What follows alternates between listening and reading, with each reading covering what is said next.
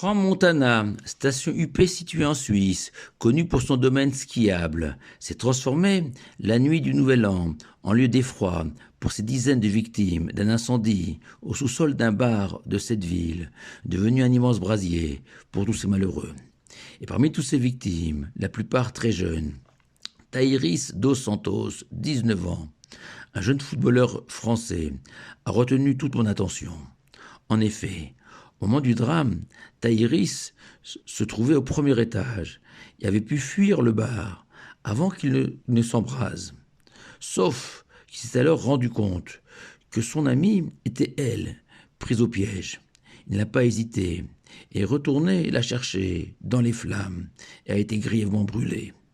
Un geste héroïque, dicté par le cœur et pas par la raison, ou même la halakha, la loi juive, qui peut-être interdit de risquer clairement sa vie pour peut-être sauver celle de son prochain.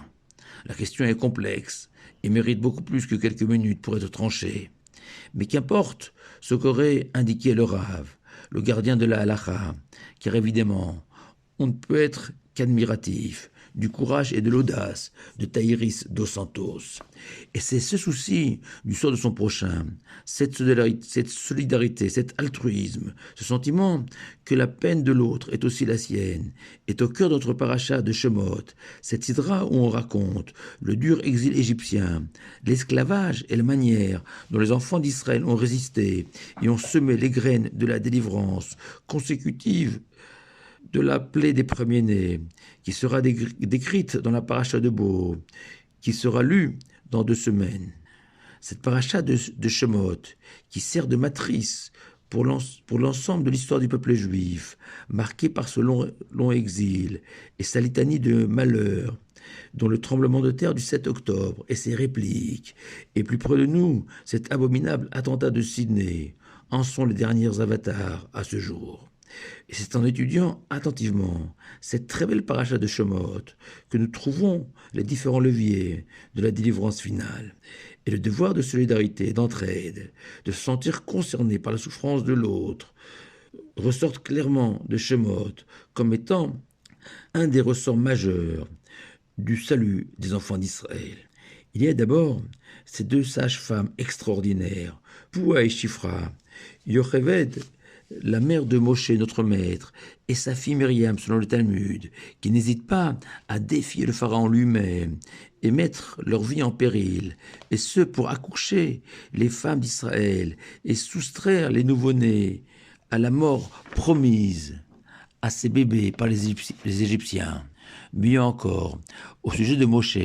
le sauveur d'Israël, la Torah écrit « Et Moshe a grandi, et il est sorti du confort du palais du Pharaon, où il vivait,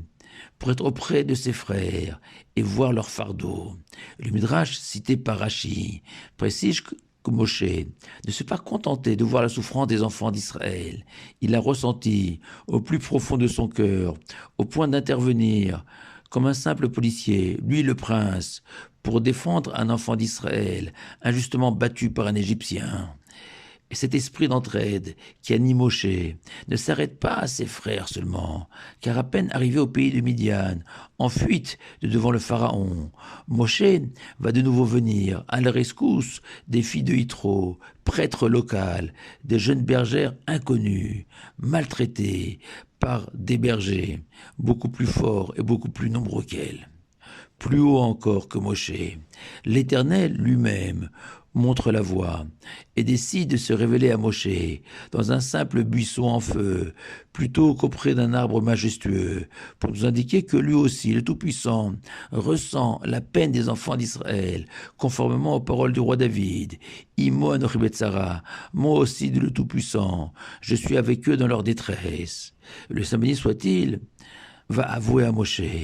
qu'il connaît la douleur des enfants d'Israël, littéralement vaïeda, dans le sens biblique du terme, connaître, qui renvoie à une connaissance intime de la souffrance des enfants d'Israël, précise Rashi. Enfin, dernier exemple clair de l'importance de l'altruisme, et pas le moindre, Toujours tiré de notre paracha, celui fourni par les chotrim, littéralement les policiers, les contremaîtres, ces chefs d'équipe des enfants d'Israël, chargés par les Égyptiens de commander ces pauvres esclaves hébreux, assommés de labeur, et plus encore lorsque Pharaon décide d'obliger les esclaves à aller eux-mêmes ramasser la paille dans les champs, et ce sans leur diminuer leur quota de briques quotidiennes. Et la Torah raconte que ces contremaîtres étaient frappés et battus par leurs supérieurs égyptiens, car les enfants d'Israël ne parvenaient plus à atteindre et à réaliser les objectifs du nombre de briques imposés par leurs tortionnaires. Le Midrash cité par Rashi va exalter ces chotrim hébreux qui ont préféré être roués de coups eux-mêmes plutôt que de martyriser leurs malheureux frères. Le Midrash conclut que plus tard dans le désert, lorsque Dieu va adjoindre à Moshe un conseil de 70 anciens, 70 sages, le premier Sanhédrin de l'histoire, pour épauler Moshe dans sa délicate mission de guider et diriger les enfants d'Israël vers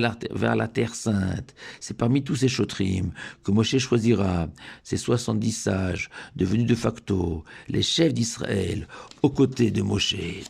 Choix surprenant, car on peut s'interroger sur les critères retenus par le Tout-Puissant pour élire les 70 sages, car a priori, la sagesse est facteur de l'intelligence, de la connaissance, du génie de la personne, à moins de comprendre que la véritable sagesse, la grandeur d'un homme, et qui plus est d'un chef, d'un responsable communautaire, d'une famille, d'une société, est d'abord et avant tout sa capacité dans un premier temps à ressentir, à vivre la vie de ses subordonnés, de sa famille, de ses employés, puis ensuite ses qualités de cœur, d'altruisme, d'entraide, de tout donner pour le bien de l'autre. Et cette vertu est bien l'une des clés de la délivrance finale, à l'opposé de cette forme d'indifférence générale qui semble parfois s'imposer dans nos sociétés modernes. Alors pour conclure et revenir sur ce drame de Crans-Montana, on ne peut avoir qu'une pensée émue pour toutes les victimes et souhaiter un prompt rétablissement à Taïris ainsi qu'à tous ceux qui, comme lui, ont fait preuve d'héroïsme lors de cet incendie. Shabbat Shalom à vous tous.